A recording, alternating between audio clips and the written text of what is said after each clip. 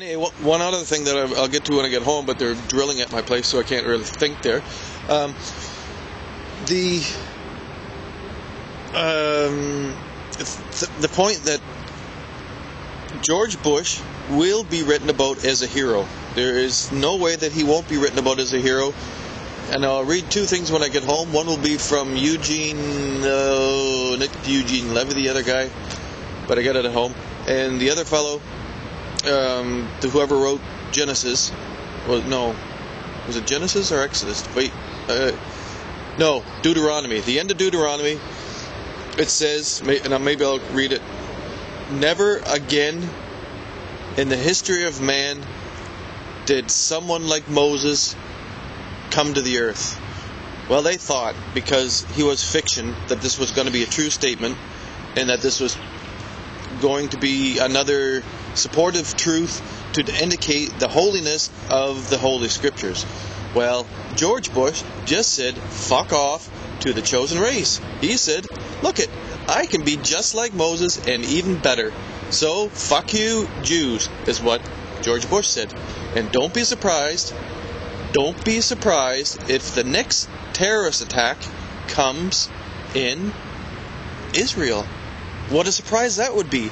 Instead of having another terrorist attack arranged for USA by the CIA or whoever is doing it all, they will have one in Israel, because that will spark a lot more fires, because that'll be Jewish hatred. Oh, the poor Jews, the poor fucking chosen race. There are no fucking Jews, and the fucking war game is retarded. The war game comes from the fucking Jews, and it comes from other fucking races as well. I don't feel sorry for the Jews. The whole thing is a scam. The whole idea that somebody is a Jew is a scam. I mean, who's a Jew? What's a Jew? A Jew is somebody that's been called a Jew. It's biologically, there's no sense to it. Biologically, we're all human beings. We're all fucking related to trees. We're all related to bugs and worms. Our DNA is all one thing, and here we are trying to decide whether or not somebody's a Jew or a Christian or a Muslim, and making up the rules as we go along. It's just like Moses. George Bush is going along saying this, this, and this. Nothing makes sense. Nothing he ever says makes sense. The last speech he made about how, McCain was a good guy and he would be standing beside him. He said openly, something else big is going to come. And I'm telling you, it's going to be with the Jews. And it's going to be in Israel. And it's going to be in conflict with Iran. There's going to be a big stinky thing there. They've been preparing us that for years now. They've got it in their mandate. Afghanistan for the drugs and the pipeline. Iraq for the oil and the control. And of course, the destabilization of the East. They don't want the East to have any of their own power. Of course they don't. And then they want to ignore North Korea because they actually can shoot weapons at them. And who else are they going to do? Venezuela. Venezuela is going to be really soon. And you can see it coming. Even if they don't say it, you can see it coming. They prepare it. They destabilize it. They get the president antagonizing America and saying bullshit that's bullshit. And the war with Iran has already started. I didn't even realize it, but the war with Iran has been going on already. And we just haven't got the bombs yet. But I'm sure they're coming, because bombs are a lot of money.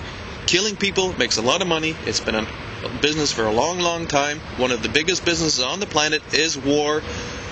America has turned into the big war machine, and if you don't stand up and jump up and scream and yell, it will stay that way, and you will be hated by the whole world, just like Mr. Hitler was. So, it's your choice.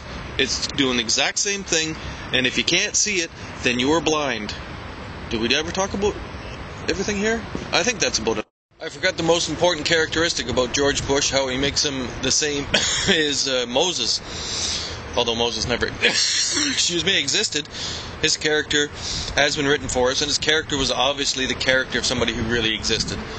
I mean, that's how fiction stories are. Fiction stories usually have more truth in them than history, depending on who writes the fiction, obviously. But fiction is, even the fiction of the Bible tells us a lot about the minds, the concepts that they had, and, well, the dictatorship that they had. How brutal it was. And if you compare that to now, we are actually doing better. So don't get your knickers in a twist that the Twin Towers came down. I mean, that's nothing compared to the fact that a million Iraqis got murdered over it. And they had nothing to do with the whole thing. Well, I mean, the whole thing is bullshit because, first of all, any weapons of mass destruction in Iraq were sold to them by America, the chemical ones. And, okay, we have to get to George Bush. So, very important thing about George Bush is he is a bald-faced liar and does not pretend not to be. That's something Mr. Clinton was very shiny and brilliant speaker. He could move you to tears with his speeches, but it didn't stop him from sending people in. And I think he started 2 official wars as well. I mean, there's always these CIA insurgency shit things where they go around and fuck things up. But anyhow, one of the nice things about George Bush, he was perfectly and honestly a bald-faced liar. He stood up there like an ape. One of the classic things about Moses, if you read carefully, is he actually stood in front of the Pharaoh and jerked off. He had a wank and said, "Fuck you, I'm gonna fucking take all your fucking power, I'm gonna take all your fucking slaves, and I'm going, and I'm taking all your gold and silver." And it's the same arrogance, the same ignorant, short-sighted, myopic, for people who want the word, arrogance. George Bush is an idiot savant. He understands nothing, but he's got a beautiful knack for being a bald-faced liar, for playing Moses out to the T. And he stands up there, and you can see him. The last thing I saw with him standing beside the Nick's puppet, it's not his puppet, it's the other guy's puppet, the people that own the fucking politics. Politics is bullshit, in case you haven't figured it out. Anyway, he's standing there, having a wank before the whole planet. I mean, Moses couldn't do that. He could wank before the Israelites. How many people would see him do it? 10,000 at the most? The whole bloody world sees George Bush standing up there, acting like a fucking stupid monkey, not even an intelligent monkey, a stupid monkey. There's another question for you? No, we're not going to answer that question. Yeah, we're going to go have another war. Fuck. And you let him be president?